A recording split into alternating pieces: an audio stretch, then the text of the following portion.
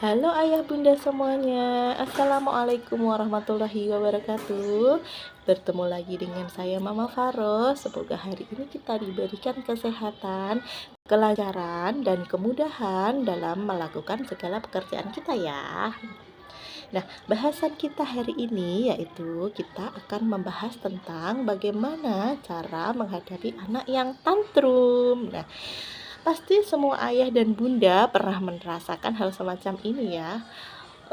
Tentunya bagi ayah dan bunda yang punya anak balita akan merasakan bahwa anaknya itu sedang tantrum. Tapi di sini ayah dan bunda jangan pernah bingung dan jangan pernah panik, karena sedikit banyak pada bahasan hari ini kita akan mengulas tentang artinya tantrum, kemudian jenis-jenisnya tantrum itu apa aja, dan bagaimana solusinya, bagaimana menghadapi anak yang sedang tantrum.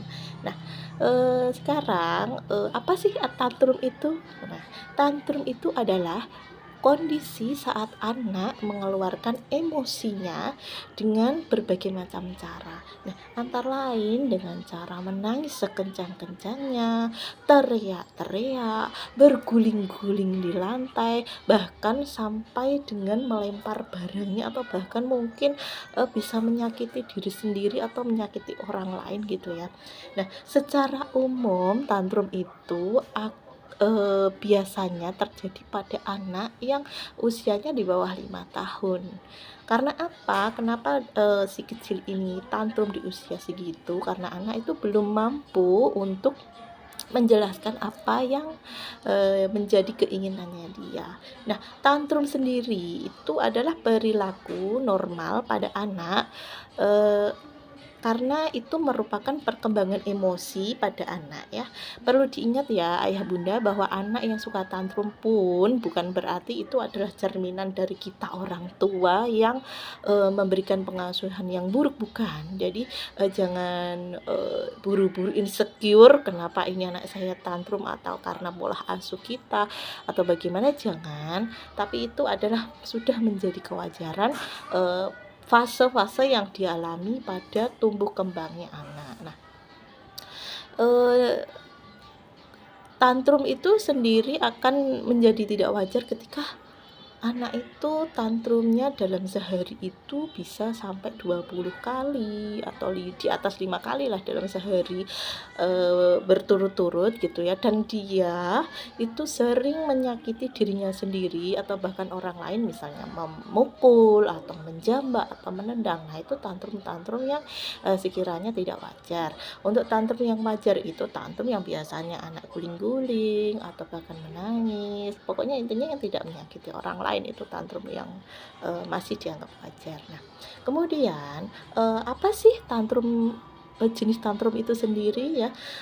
Di sini saya akan mengkualifikasikan jenis tantrum itu ada 3 ya, ada 3 jenis yang harus orang tua ketahui, dan nanti saya akan menjelaskan juga bagaimana mengatasinya gitu ya. Yang pertama yaitu tantrum manipulatif. Nah, tantrum manipulatif itu apa? Tantrum manipulatif itu muncul saat keinginan anak tidak terpenuhi dengan baik. Anak akan merasa tantrum dengan cara yang dibuat-buat. Manipulatif itu kan artinya tipu-tipu gitu ya, tipu-tipu atau dibuat-buat lah intinya gitu, agar mendorong orang lain atau orang tuanya untuk mengikuti, untuk memenuhi keinginannya gitu ya. Tidak semua anak tantrum itu ketika dihadapkan pada kondisi tersebut, tapi tantrum jenis ini itu sering terjadi karena anak mengalami penolakan atas apa yang dia inginkan. Contohnya, ketika kita membawa anak kita ke mall, kemudian anak kita melihat mainan itu dan meminta mainan itu. Nah, karena kita merasa mainannya di rumah sudah terlalu banyak dan nanti kita akan menjadi tumpukan rongsokan yang banyak gitu ya. Jadi akhirnya kita memilih untuk tidak membelikannya atau menolaknya. Nah, anak di sini akan merasa keinginannya ditolak oleh orang tuanya gitu ya.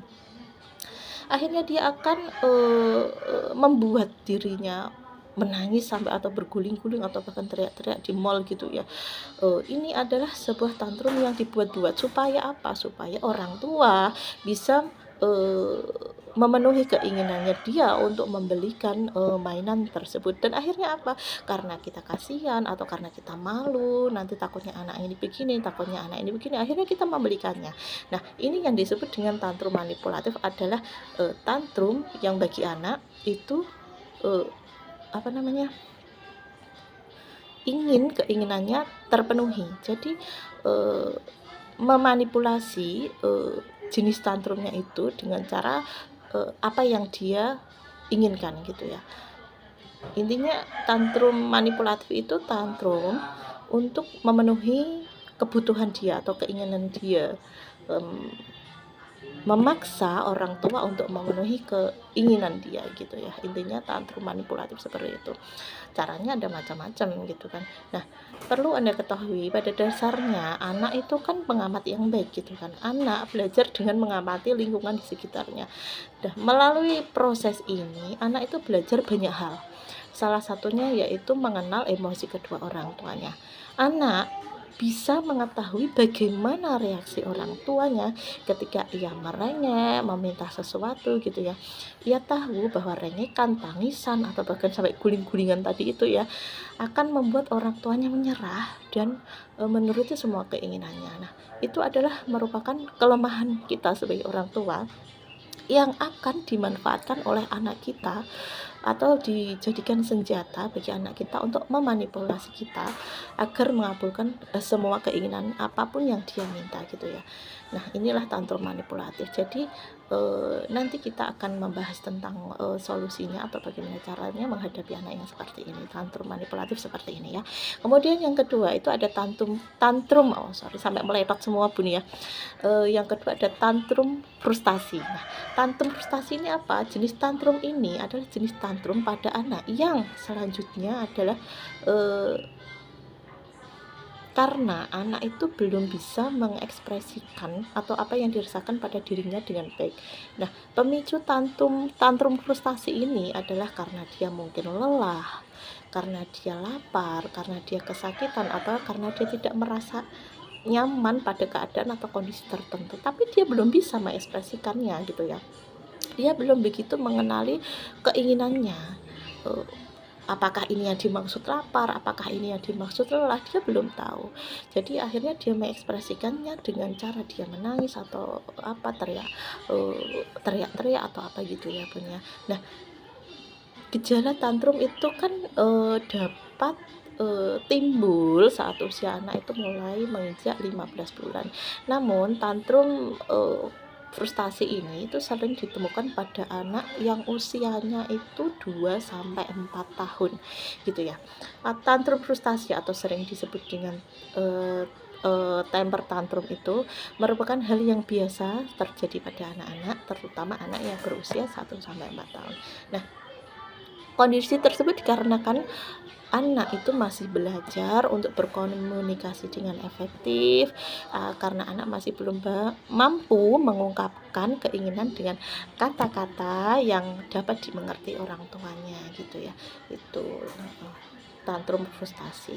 Ada tantrum manipulatif, yang kedua ada tantrum frustasi, dan yang ketiga ada tantrum putus asa. Ada juga anak yang putus asa, bukan hanya kita orang dewasa yang putus asa, tapi anak juga bisa putus asa gitu ya. Nah, tantrum ketiga ini itu ditandai dengan anak yang cenderung lebih diam. Dia tidak akan menangis, dia tidak akan teriak-teriak, dia tidak akan berguling-guling atau dan sebagainya. Dia hanya cenderung diam, seperti dia itu kehilangan gairahnya untuk main atau gairah apakah makan atau apa dan sebagainya. Kehilangan gairah ini merupakan salah satu penyebab ya.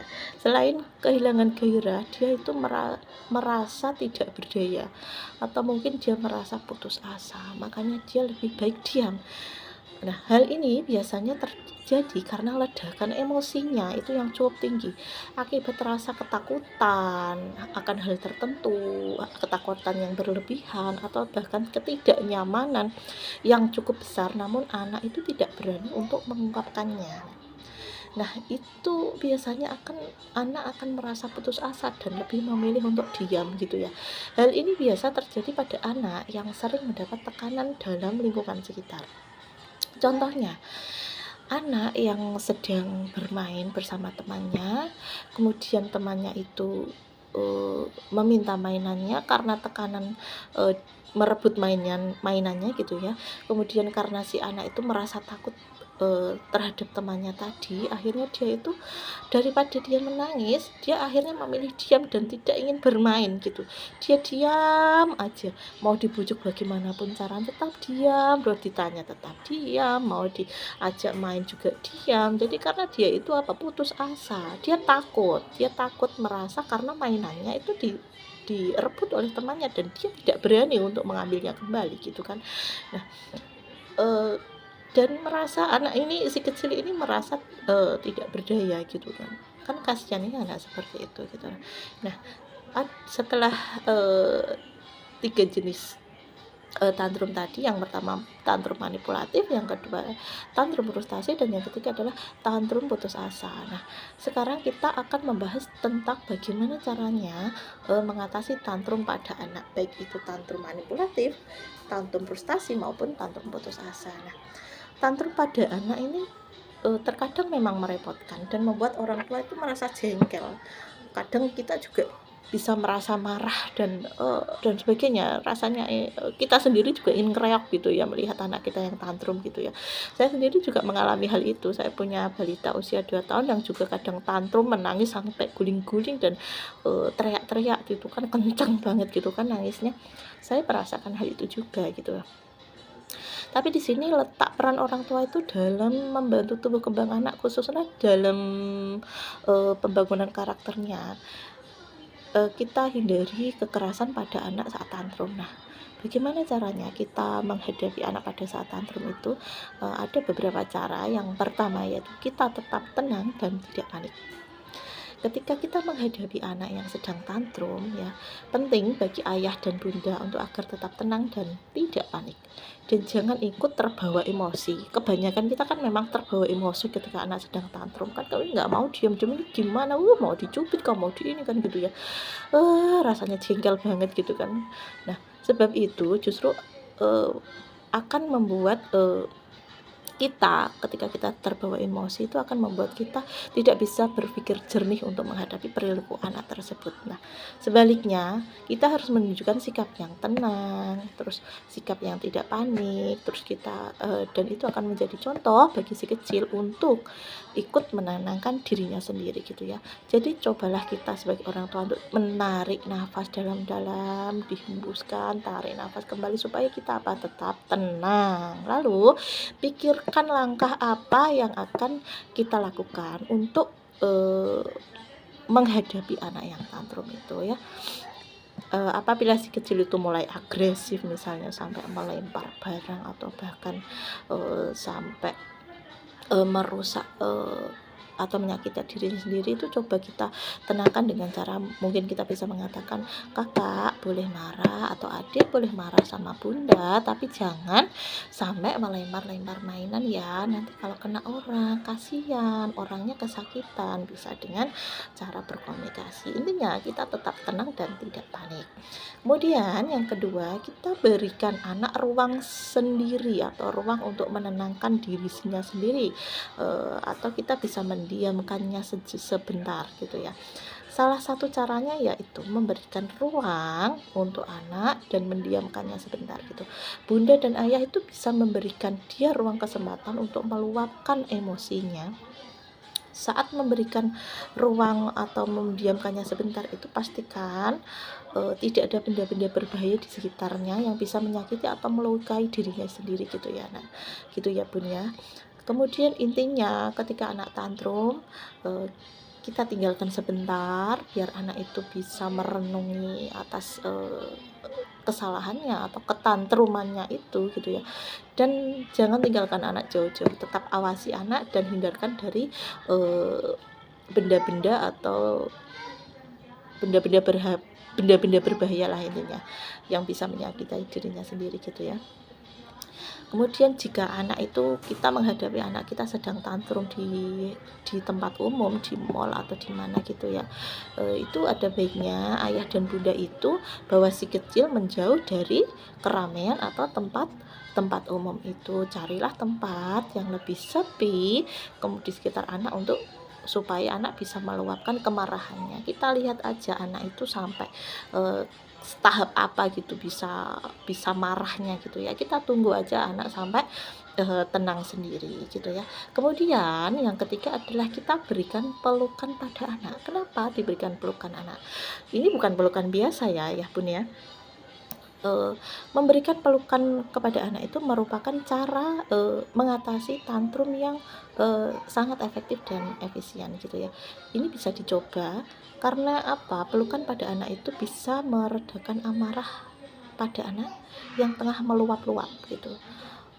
Biasanya anak yang emosinya sedang meluap-luap ketika kita peluknya erat-erat, jangan berkata apapun gitu ya, kita peluk aja dalam diam gitu ya, jangan berkata apapun, itu biasanya anak itu akan lebih tenang, biasanya anak akan lebih merasa dicintai gitu ya, merasa diperdulikan oleh orang tuanya, oleh bundanya, oleh ayahnya gitu ya.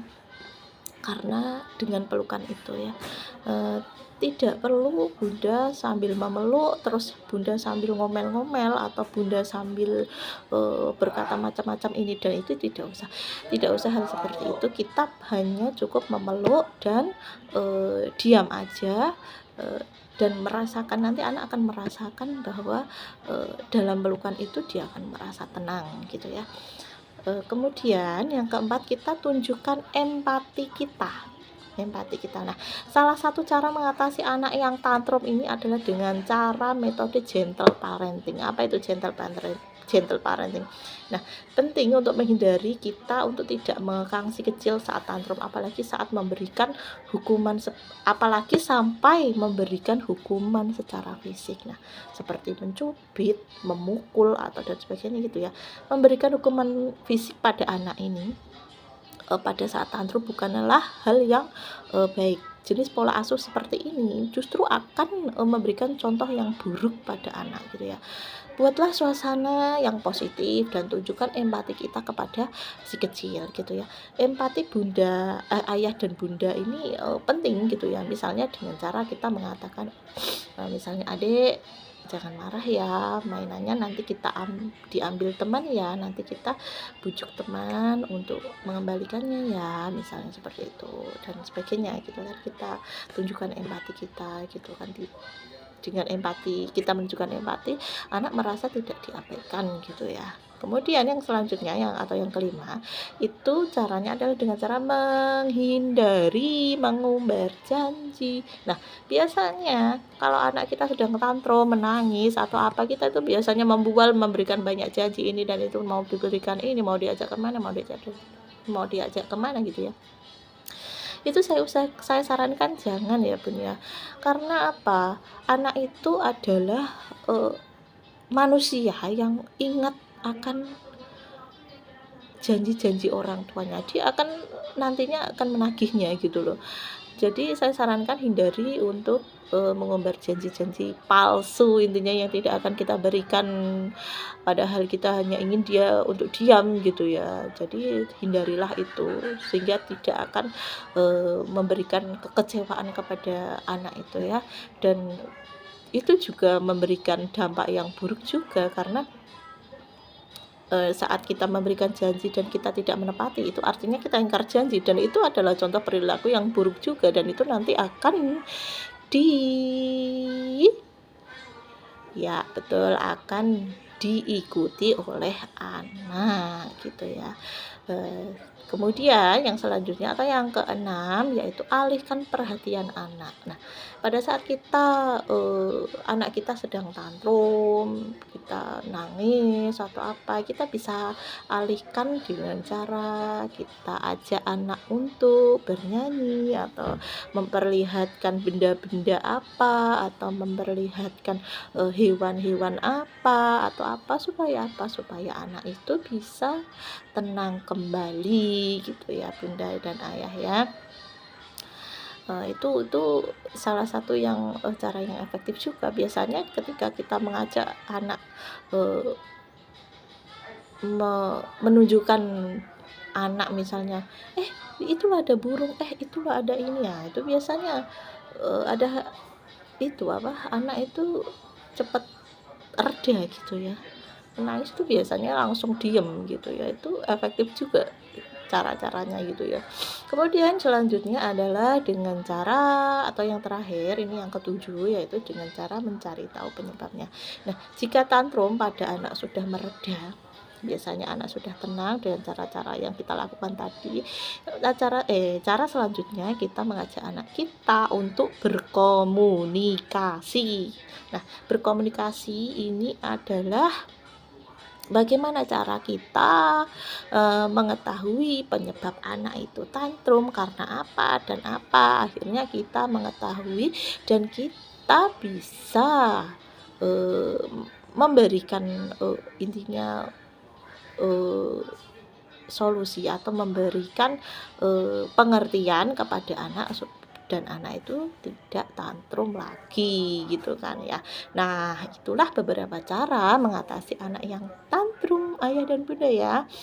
Eee, Apabila tantrum pada anak ini tampak terlalu sering atau membuatnya menyakiti dirinya sendiri, ibu sebaiknya atau bunda atau ayah sebaiknya berkonsultasi dengan dokter spesialis anak untuk mendiskusikan perilaku-perilaku yang dan cara untuk menghadapinya. Nah, semoga informasi ini bisa bermanfaat dan membantu ayah dan bunda ya.